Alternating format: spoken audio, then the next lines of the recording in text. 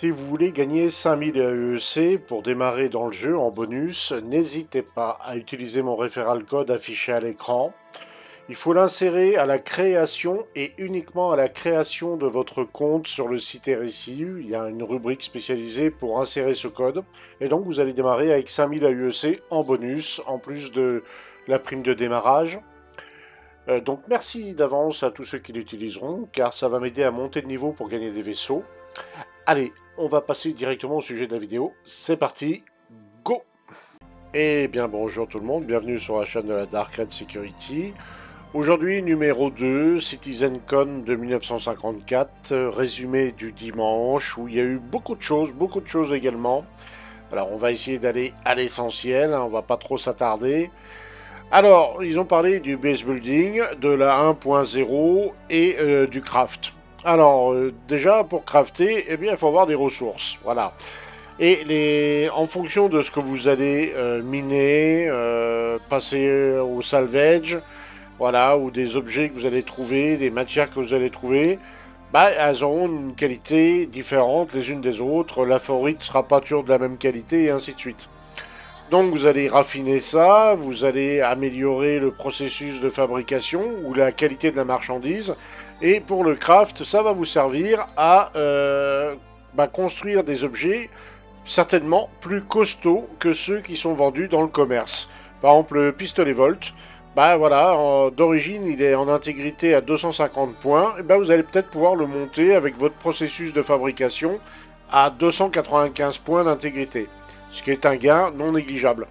Voilà, et vous allez pouvoir le faire sur quasiment tout ce qui peut être crafté. Et il y a énormément de choses qui peuvent être craftées dans Star Citizen, puisqu'on va du pistolet à la nourriture. Oui, la nourriture peut être craftée dans Star Citizen. C'est-à-dire que vous pouvez améliorer les caractéristiques de tel ou tel aliment. Voilà. Un hot dog, vous pouvez le rendre plus goûteux, plus nutritif, qui peut vous donner de l'énergie, voilà.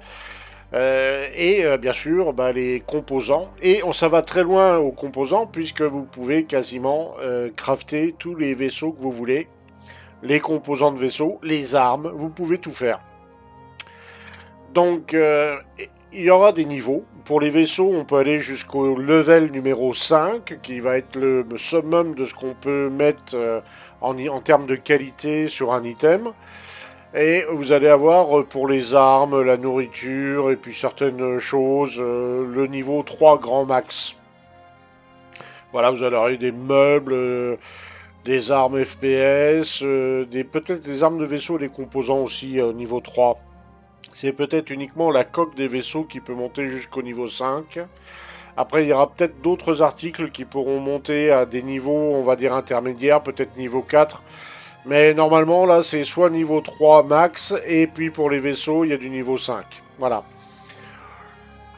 Alors, bien sûr, ben, il faudra trouver ce qu'on appelle les petits logiciels, comme les blueprints. Voilà, il faudra trouver des blueprints. C'est des choses que vous pouvez trouver sur des datapads ou des choses comme ça. Donc vous pouvez enregistrer ça sur votre mobiGlas. Une fois que vous avez le blueprint, vous ne pouvez plus le perdre. Une fois qu'il est enregistré sur votre mobiGlas, c'est stocké, vous ne le perdez plus. Et avec ces blueprints, vous allez pouvoir crafter un multitool, une P4AR, un canon OmniSky ou carrément un vaisseau. Voilà. Et bien sûr, avec tout ça, vous allez pouvoir aussi créer des bases. Des bases au sol, par exemple. Alors, on va aller tout de suite à l'essentiel. Voilà. Je vais revenir un peu là-dessus. Hop. Voilà. Avec des génératrices, avec tout un tas de systèmes.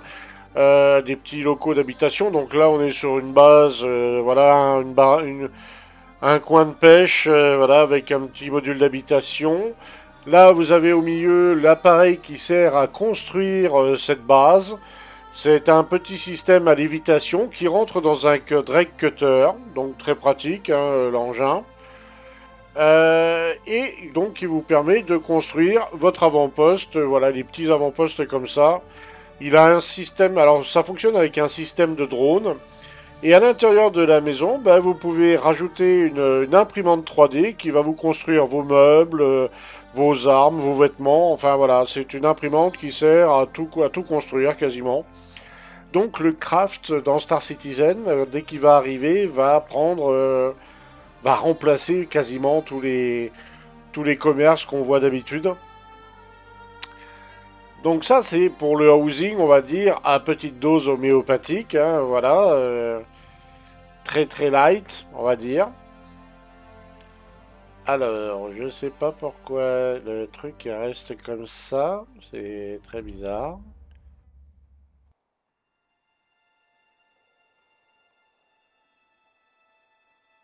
On va m'expliquer. Ah oui.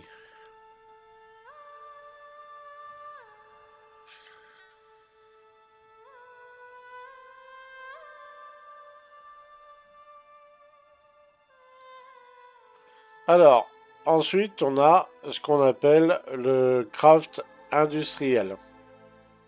Le craft industriel, bah, c'est construire votre base, tout simplement. Voilà, ça va être construire votre base à plusieurs, hein. Là, il faudra être plusieurs pour avoir une capacité industrielle, c'est-à-dire la capacité de faire beaucoup de thunes, hein, on va pas se cacher les choses. Voilà. Et donc pour ça, ben, il faudra un autre type de système pour construire vos bases. On voit là-bas au loin une tour de commandement. Voilà, c'est la tour de l'ingénieur suprême. Voilà, Dark Bricole. Voilà, Dark Bricole est tout là-haut dans sa tour. Donc on va y faire un tour. Donc vous voyez, c'est une tour assez grande. Elle est équipée à sa base de systèmes de drones qui vont lui permettre de construire une base beaucoup plus grande que celle qu'on a vue. Il n'y a quasiment pas de limite d'ailleurs. Donc là, ben, on le voit, voilà, s'installer, bricoler un petit peu, et il commence à installer des quartiers d'habitation, parce qu'il faut bien dormir à un moment. Voilà, un générateur pour avoir de la puissance, et ainsi de suite.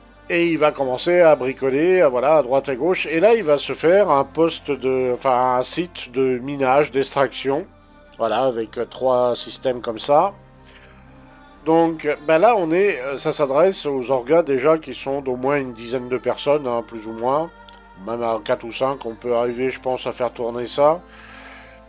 Mais ça va nécessiter, comme pour le petit truc qu'on a vu avant, bah, d'avoir toujours au moins une ou deux personnes à constamment entretenir et surveiller cette base.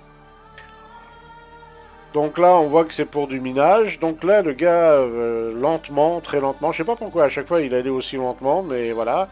Il va aller activer la console pour lancer la phase des foreuses, hein, la phase de forage. On voit qu'il a déjà, les drones ont déjà créé des habitations et des choses. Il faudra bien sûr acheminer pas mal de ressources, hein, pour faire ça. Et voilà, les foreuses sont en train de s'activer. Et voilà. Et là, c'est parti. Ça envoie la purée. Des sous pour la paroisse, des sous. Bon, on pollue, mais on s'en fout. On est là pour faire des thunes. L'écologie, bah oui. Alors, bien sûr, une fois que vous avez foré, bah, il faut stocker, mais il faut aussi raffiner. Eh bien, il y aura ces grosses raffineries, là, voilà, qui seront disponibles, capables de s'occuper, bah, des minerais, des gaz et des liquides. Voilà, ce seront des stations de raffinage polyvalentes, capables de traiter un peu toutes les matières que vous allez miner. Parce que vous pouvez miner du fer, du cuivre, mais vous pouvez aussi tomber sur une poche de gaz, et vous pouvez tomber sur un puits de carburant, allez savoir lequel. Donc voilà, ça vous avez cette possibilité avec la raffinerie de convertir ces matériaux en quelque chose de beaucoup plus sympathique. Mais ensuite, bah, il faut stocker. Et pour stocker, bah, il faut avoir un lieu de stockage. Eh bien, pour ça, il y a des élévateurs, comme ceux qu'on a dans les stations, un peu partout dans Stanton maintenant, depuis peu de temps. Voilà, vous avez ces fameux élévateurs qui donnent accès à un cargo souterrain. Et vous allez donc vous servir de ces systèmes-là. Alors, il y en a de différentes tailles, ça va de 120 jusqu'à... un peu comme à Stanton, hein, c'est 1120 SCU, je crois. Et vous allez pouvoir les relier les uns des autres pour avoir accès au même inventaire. C'est-à-dire, vous avez ici, donc on voit là, vous avez un élévateur et vous en avez un autre à 4 km ou 3 km. Il va falloir mettre entre les deux peut-être un ou deux élévateurs de plus pour que tout ce petit monde soit connecté sur le même inventaire. Si vous mettez des élévateurs trop éloignés les uns des autres, eh bien ce seront deux inventaires séparés. Alors ça peut avoir des avantages, mais ça peut aussi avoir des inconvénients. Voilà. Vous pouvez connecter des élévateurs de tailles différentes. Par exemple, un élévateur avec une capacité médium peut être connecté à un élévateur de capacité large. Voilà, vous pouvez, mais tant qu'ils sont connectés, vous avez accès au même inventaire. Alors, à vous de voir si c'est mieux d'avoir un ou plusieurs inventaires séparés. À voir. Mais il y a des avantages à avoir un inventaire unique. Mais c'est bien tout ça, mais il faut que les gens puissent y vivre. Et du coup, vous avez des modules d'habitation. Donc toujours du haut de sa tour, il pourra créer avec ses drones ce genre de quartier d'habitation ou de zone sociale qui peut aussi se transformer en magasin, où une partie peut être aménagée en magasin pour que les autres joueurs qui veulent vous acheter de la marchandise aient une vue directement sur l'article. Voilà, vous pouvez mettre en exposition des armures, des armes, des composants, tout ce que vous voulez. Et vous dites, c'est bien, mais les vaisseaux, là, ils sont posés sur le sol, c'est un peu risqué, ça serait mieux de les avoir dans des hangars. Eh bien, vous pourrez construire des hangars comme celui-là, où on voit le Cutlass en train de rentrer. Mais vous pouvez faire des hangars beaucoup plus gros, par exemple un Starfarer pour avoir son hangar, un Reclaimer pour avoir son hangar, un 890, pour les VIP bien sûr, voilà, ils pourront avoir un hangar. Et c'est donc des hangars comme ceux qu'on a dans les landing zones, rétractables. C'est plutôt pas mal. C'est plutôt pas mal. Et pour construire des vaisseaux, eh bien vous aurez carrément une imprimante géante, comme celle qu'on voit à l'écran. Voilà, une grosse imprimante géante qui va permettre de construire certaines tailles de vaisseaux. Alors on ne sait pas encore jusqu'à quelle taille ils peuvent aller, mais on peut déjà construire des vaisseaux d'une taille respectable. Là, ils vont nous montrer un exemple concret. Et oui, c'est un vaisseau d'une taille respectable déjà, qui peut être pratique à une organisation. Alors, on voit que quand même, il faut mieux avoir des véhicules terrestres parce que plus la base devient grande, plus vous allez être obligé de vous déplacer. Et donc, les véhicules terrestres, là, du coup, deviennent très utiles. Donc, on voit que l'intérieur, là, voilà, c'est assez sommaire, mais on voit qu'il y a quand même... les modules sont plutôt bien faits. Et là, il arrive dans la zone de l'imprimante et on va voir ce qui va être construit. Voilà, les portes vont s'ouvrir. Et parti, qu'est-ce qu'il a fait? Eh bien, un Crusader C1, voilà, il a entièrement crafté un C1. Avec les composants à l'intérieur, tout et tout et tout. Et comme vous le vouliez, plus ou moins. Alors, les blueprints, c'est déjà des choses préétablies, hein. Donc vous ne pourrez pas forcément modifier tout dans le vaisseau, il faudra peut-être faire un blueprint personnel. Il y aura donc en plus des stations de minage, vous aurez des fermes hydrophoniques ou pour des élevages de différentes tailles, hein, bien sûr. Donc il y en aura un peu pour tous les goûts, hein, tout simplement. Ensuite... Ensuite, on va pas parler des vaisseaux, ça, je ferai un sujet plus tard là-dessus. On pourra customiser, oui, on pourra customiser les bases, ce qui est plutôt pas mal. Alors, il nous donne un petit rendu là des bases qu'on peut avoir, donc ça rend plutôt sympa, hein. Voilà, des bases agricoles, on peut avoir des bases de minage, des bases, je sais plus trop de quoi, peut-être des bases militaires. Enfin, tout un tas de possibilités et de tailles différentes. Elles seront protégées. Vous pourrez avoir des systèmes automatisés de défense ou à vous-même d'assurer la défense.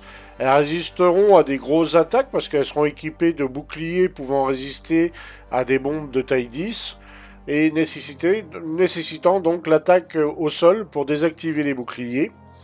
Et vous voyez, on peut obtenir des bases, mais littéralement gigantesques, pouvant accueillir plusieurs dizaines de vaisseaux à la fois. Vous voyez, on voyait 2 caterpillars en train de décoller des hangars. Voilà, c'est juste énorme. Voilà, c'est un gros site de minage. Mais voilà, vous avez toutes ces possibilités-là. Voilà, c'est déjà pas mal. C'est déjà très très bien.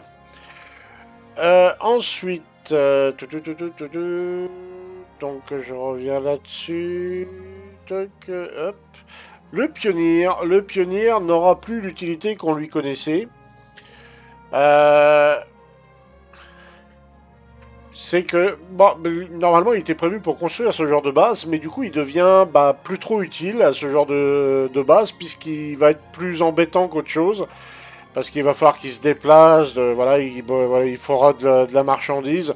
Bien qu'avec ses trains d'atterrissage, il puisse collecter des ressources, des matières premières, ça va plus trop être sa tasse de thé au malheureux pionnier. Il va être réservé sur toute autre chose, voilà. Parce que il y a des bases au sol, donc qui sont riches et variées, mais CIJ avait laissé entendre autre chose. Et donc, voilà ce qu'ils vont nous montrer. Voilà, et ça, je peux vous garantir que j'ai sauté de 15 mètres sur mon siège quand j'ai vu ça. On pourra construire nos propres bases spatiales. Alors, elle paye pas de mine, comme ça, quand on voit le C1 s'en aller de la base. Elle n'a pas l'air gigantesque comme ça, mais elle possède un nombre incalculable d'options. En fait, elle est toute petite, comparée aux stations qu'on connaît à Stanton. Elle est toute petite, mais avec toutes les options dont elle dispose, vous pouvez littéralement vous retrouver avec une station plus grande que les stations que nous avons dans Stanton. Littéralement, on peut se retrouver devant des complexes spatiaux tentaculaires. Parce que cette base a la possibilité d'être très modulable, très très modulable. C'est-à-dire qu'elle a 4 points d'emport où on peut mettre une espèce de bras d'amarrage, où on peut greffer dessus des hangars à vaisseaux, des raffineries, voilà, différentes choses. Dessous, on peut installer un hangar pour avoir des chasseurs de protection. Au-dessus, on peut rajouter un mât pour avoir une jolie vue sur le... Voilà. Et puis apparemment, il y aurait d'autres options. Mais en plus de ça, on peut la customiser. On peut littéralement la customiser, avec même son logo d'Orga, si on veut. Là, on voit le hangar à vaisseau. Elle peut se défendre, puisqu'elle a des bonnes petites tourelles, ce qu'on voit là, voilà. Elle a des boucliers. On peut crafter, voilà, des vaisseaux comme le Bengale. Voilà, et donc il n'y a pas de limite au craft. Et comme vous voyez, elle peut avoir des modules ici et là, et elle peut avoir d'autres modules. Voilà. En fait, elle peut s'étendre à l'infini. Tant que vous avez de la ressource, des moyens et du personnel, vous pouvez agrandir la base comme vous voulez et avoir un véritable complexe spatial tentaculaire. Il n'y a pas de limite, hein, c'est juste monumental. Dans les hangars, vous aurez même une zone où les gens pourront préparer la marchandise avant même que votre vaisseau ne soit posé. Enfin, c'est tout. On peut décorer la station. Enfin, c'est un truc de fou. Elle a même un système de défense automatisé à l'intérieur.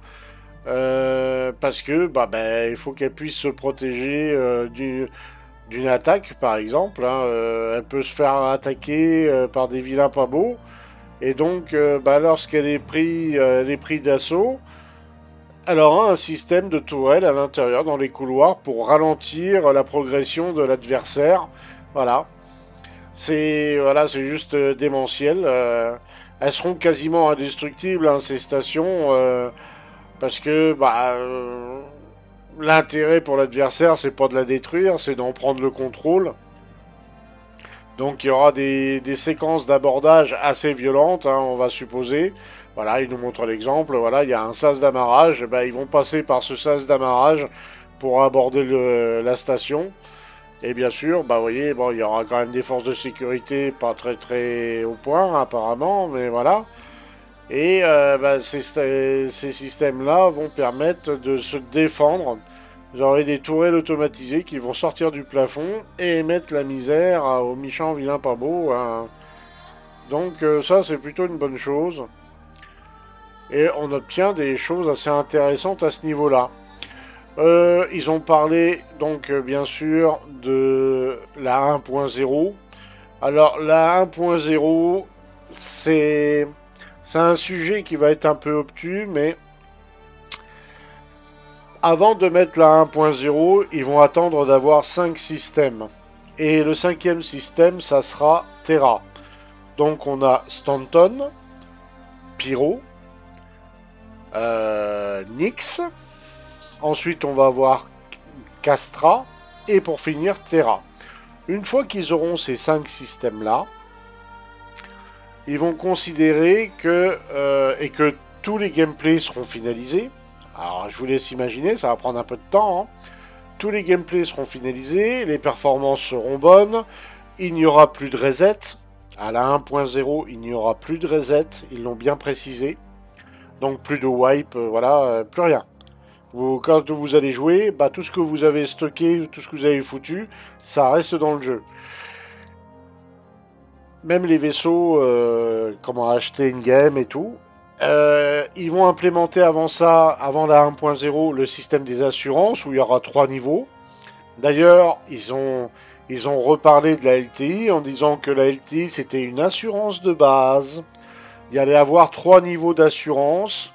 L'assurance LTI, voilà, ou l'assurance, on va dire, basique. La niveau 2, c'est celle qui va prendre en charge les composants que vous avez et les armes que vous avez rajoutées. Donc ça sera une option supplémentaire, un peu plus chère bien sûr. Et l'option numéro 3, ça va prendre en charge votre armement, vos nouveaux composants, tout ce que vous avez mis dedans, mais en plus la décoration, puisque vous pourrez décorer vos vaisseaux. Et oui, avec le craft, vous allez pouvoir décorer vos vaisseaux. Donc il y aura 3 niveaux d'assurance. Alors, bien sûr, ceux qui ont acheté des vaisseaux maintenant ne perdront pas leur vaisseau, hein, ils l'ont reprécisé. Mais ceux qui ont acheté des vaisseaux in-game et qui n'ont pas assuré les vaisseaux, bah ils vont les perdre définitivement les vaisseaux. Pareil, les temps de claim vont largement changer. Ça sera plus facile comme maintenant où allez en 2 minutes vous avez un cutter, même pas 2 minutes même. Bah là, le cutter vous allez peut-être le récupérer rapidement, mais moins rapidement que maintenant. Et plus le vaisseau va être gros et plus ça sera long. Ça sera beaucoup plus long. Donc vous allez perdre un temps quand même si votre vaisseau n'est pas assuré. De toute manière, s'il n'est pas assuré, il faudra vous en racheter un, hein. Mais si vous avez l'assurance de base et que vous avez changé des équipements, bah vous allez devoir racheter les équipements que vous vouliez mettre sur le vaisseau. Et ainsi de suite. Alors, il parle aussi des interactions entre les joueurs PVP, PVE et les joueurs qui n'aiment pas avoir d'interaction, voilà, qui veulent fermer dans leur coin et qu'on leur foute la paix. CIJ a une vision, on va dire, optimiste, un peu naïve, en disant que tout ce monde-là est complémentaire les uns des autres. Donc pour eux, bah, tout le monde a intérêt à collaborer ensemble pour progresser dans tel ou tel domaine. Ouais, mais en même temps, il va y avoir des guerres d'orgas. Donc pour ceux, on va prendre le cas concret de ceux qui n'aiment pas du tout le fight, voilà, qui ont juste envie de prendre leur freelancer et d'aller livrer de A à B ou juste faire du minage, bah à un moment ou à un autre, ils vont être confrontés à des gugus un peu simples, un peu simplés, là, alors qu'ils soient pirates ou pas, hein, ce qu'on dit les pirates, maison Bondo, les pirates, il y en a certains qui font les andouilles aussi, il y en a qui aiment bien casser ce qu'on fait les autres juste pour le plaisir de faire chier. Euh, bah, euh, Ces gens-là ne seront, il faudra faire avec, malheureusement. De ce qu'a l'air de dire CIJ, il faudra faire avec ces gens-là. parce que bah, vous pourrez vous faire embêter, même si l'autre mérite plutôt d'aller dans un HP que de rester devant son PC, bah, il faudra tolérer ces gens-là. C'est ce qu'a l'air de dire CIJ. Alors pour la 1.0, ils ont donné aucune date, hein. Pour le base building, alors ils ont lâché entre 12 et 18 mois, mais on ne sait pas sur quel type de base building. Est-ce que c'est le base building basique, ou voilà, on se construit une cabane et puis un générateur et puis voilà, ou est-ce que c'est ce qu'on voit à l'écran? Alors si c'est ce qu'on voit à l'écran, 18 mois, moi j'y crois pas du tout. 18 mois, non, faut pas me la faire. Ça, si on l'a dans 5 ans, ça sera déjà bien, hein. Euh, Bon, on voit que c'est en work en greybox, mais enfin, bon, quand même, oui, il y en a qui vont dire, oh, ben non, non, ça, s'ils ont dit dans 18 mois, c'est qu'ils pensent l'avoir dans 18 mois. Bon, on sait qu'il y a toujours du retard, déjà, donc moi, je calcule déjà 20 mois, voire un peu plus. Mais ça, les coûts des stations spatiales et tout, et tout, et tout, là, personnellement, je vois beaucoup plus loin que ça, hein. Déjà que les ascenseurs, comme disait un collègue, que déjà que les touches d'ascenseur fonctionnent, que les hangars montent nos vaisseaux, et le reste, on verra, hein. Mais ouais, je suis plutôt sceptique. Alors le pionnier qui est donc qui est devenu un petit peu inutile pour construire des bases, eh ben il va servir à construire les stations spatiales. Voilà, il aura 4 gros drones qui vont servir à construire les grosses stations spatiales. D'ailleurs, il faut que je vous retrouve ça. Il y a une barge, normalement, que je la retrouve. Et toujours quand on la cherche, qu'on la trouve pas. Ah, voilà. Si, c'était dessus. Il faut que je la trouve. Ah, ah. C'est peut-être là. Il y a un système de barge pour construire les stations. Voilà, c'est ce système-là qui sert en fait à construire le début de la station.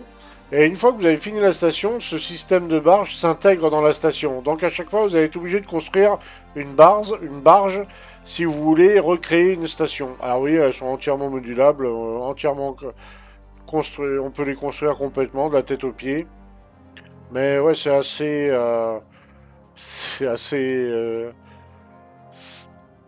Moi personnellement, ça m'a bluffé, hein. Ça m'a bien bluffé quand j'ai vu ça. C'est vraiment bluffant. Bah, autrement, pour la CitizenCon, voilà ce qu'on peut en dire. Il n'y a pas grand-chose à en dire de plus. Ah oui, il y a des extensions, donc on peut mettre pas mal de choses. La 1.0, c'est resté un peu abstrait pour moi, je dois dire. On sait qu'on n'aura pas les 100 systèmes dès le départ, il n'y en aura que 5 pour commencer. Ils n'ont pas parlé des systèmes d'ailleurs, ils ont dit bah il n'y en aura pas 100 pour commencer, mais ils n'ont pas dit ce qu'ils comptaient faire pour avoir les 100 systèmes. Est-ce qu'il y en aura moins? Est-ce qu'il y en aura plus? On ne sait pas. On ne sait pas. Voilà, on aura 5 systèmes pour débuter en 1.0. Et après, bah, il y en aura peut-être ou peut-être pas, hein. Ils n'ont rien précisé en fait quand on y réfléchit bien. Voilà, hein. On aura 5 systèmes, peut-être 7, 8. On ne sait pas à quelle vitesse on va les avoir les autres. Et même si on va les avoir. Ça se trouve, ils peuvent très bien se dire, oh, bah, avec 5 systèmes, ils ont déjà de quoi s'amuser, hein. Puisque sur une planète, on peut mettre pas loin de 3000 points d'intérêt. Ouais, ça devrait être bon. Plus les points d'intérêt que les joueurs vont créer avec leur propre base. C'est vrai que ça va faire beaucoup de points d'intérêt et tout ça. Donc, ouais, à voir. À voir, hein. Là, ils n'ont pas parlé des IA compagnons. Pas du tout. Les IA compagnons, bah, rien. Donc, on ne sait pas quelle sauce on va être bouffé. C'est un peu le grand vide, hein. À ce niveau-là, on ne sait pas grand-chose. C'est un peu gênant, même quelque part. Mais ouais, là, ils ont très peu communiqué là-dessus. Donc, bah, tout ça, c'est bien beau. Mais on attend de voir la suite. On attend déjà d'avoir le serveur meshing, ça sera déjà bien. D'avoir des hangars qui fonctionnent, ça sera, et puis des ascenseurs qui fonctionnent, ça serait bien aussi. Tout ça, ça paraît un peu lointain à mes yeux. Quelques-uns partagent un peu ce point de vue. Alors certains sont plutôt hypés, hein. D'ailleurs dans la team, là, il y en a une bonne proportion qui est plutôt très contente de ce qu'elle a vu. Il y en a une autre qui trouve que c'est du vent. Voilà, c'est de la poudre aux yeux. Puis, comme moi, ouais, c'est bien, mais bon, voilà, on attend de voir. Moi, je suis plutôt dans cette optique-là, j'attends de voir, je prends comme ça vient. Mais ouais, on peut pas dire que ça soit. Alors, ils annonçaient la grosse CitizenCon du siècle, à mes yeux, non. Euh, j'ai préféré celle de l'année dernière. Faut dire que Squadron 42, ça a été un petit peu la douche froide. Et puis là, bon, bah oui, ils en mettent plein les yeux. Mais quand on voit l'état du patch actuel, on peut se poser des questions quand même. Bref. En tout cas, ben voilà, la CitizenCon de 1954, c'était assez intéressant. Ils ont parlé quand même de certains sujets qui étaient plutôt cool. Bon, moi, je vous cacherai pas que les stations, ça m'a bien plu. J'espérais qu'ils le fassent et ils l'ont fait, donc voilà, je suis très content parce que c'est vrai que les avant-postes au sol ne m'intéressent pas particulièrement. Faut à chaque fois faire des rentrées atmosphériques, faut y rester tout le temps. C'est chiant, j'aime pas, ça pue. Mais après c'est utile, ouais, faut reconnaître que ça peut être utile. Avant de faire la station spatiale, il faut peut-être faire des bases au sol, peut-être. Enfin, je laisserai les autres le faire et puis je regarderai ça de loin. Ben, voilà. Mais c'est intéressant. Le craft est intéressant. Ouais, ça c'est clair. Alors, pour le craft, on s'attendait peut-être à ce qu'ils nous parlent de l'Endeavor. Bah non, l'Endeavor, ils en ont pas parlé. Alors là, dans ce résumé, je parle pas des nouveaux vaisseaux. Je ferai un sujet à part concernant les nouveaux vaisseaux qui devraient apparaître bientôt dans Star Citizen. Et puis ensuite on parlera peut-être plus quand j'aurai mieux décortiqué ce qu'ils ont dit sur la 1.0 parce que c'est encore frais, j'ai pas tout, il faudra que je regarde certaines vidéos qui expliquent ça peut-être mieux qu'ils l'ont fait eux. Enfin voilà. Mais la 1.0, au final, j'en sors avec plus de questions que de réponses. Et puis j'ai trouvé leur façon de voir très naïve. Très très naïve concernant le comportement des joueurs dans le verse. Enfin bon, j'ai... Voilà, ça m'a très... les règles... Le sujet sur la 1.0, en fait, ça a laissé pour moi plus de questions que de réponses. Après, le base building et le craft, ouais, c'était plutôt sympa avec les possibilités qui sont offertes. Ouais, c'est plutôt cool. Voilà. Je vous souhaite à tous une bonne journée ou une bonne soirée. Et puis on se dit à très bientôt dans notre charmant patch 3.24.2 qui est tout pété. D'ailleurs, je crois que chez nous, il n'y a personne qui y joue en ce moment. Tout le monde le fuit comme la peste. Ah, ciao tout le monde.